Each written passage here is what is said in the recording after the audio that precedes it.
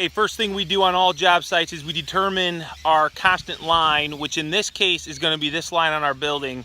Customer wanted to go off of this fence row over here, so we measure an equal distance on both ends of this line, and that is going to be our next thing we're going to do is we're going to pull from that constant line with 2 tape measures, and we're going to come into this angle and right on a perfect measurement throw another 60 penny nail.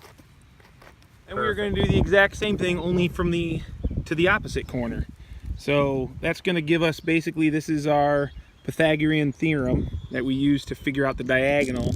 And once you know your rise, your run, diagonal, boom, gives you an exact square mark.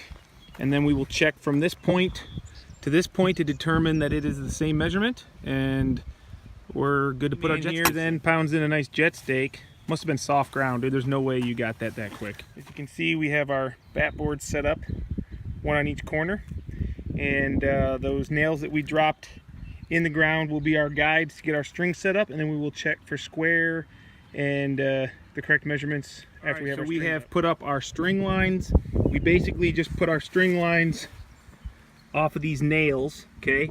So that's what we use as a temporary, and then now we will go and we will check measurements on all these, the side wall, the end wall, and the diagonals to make sure it's perfect, which Greg tells me. We just went and checked all of our measurements. We had to move that corner over there out a 1/4 inch, but everything else came out perfect. So now we are ready to mark out our post locations.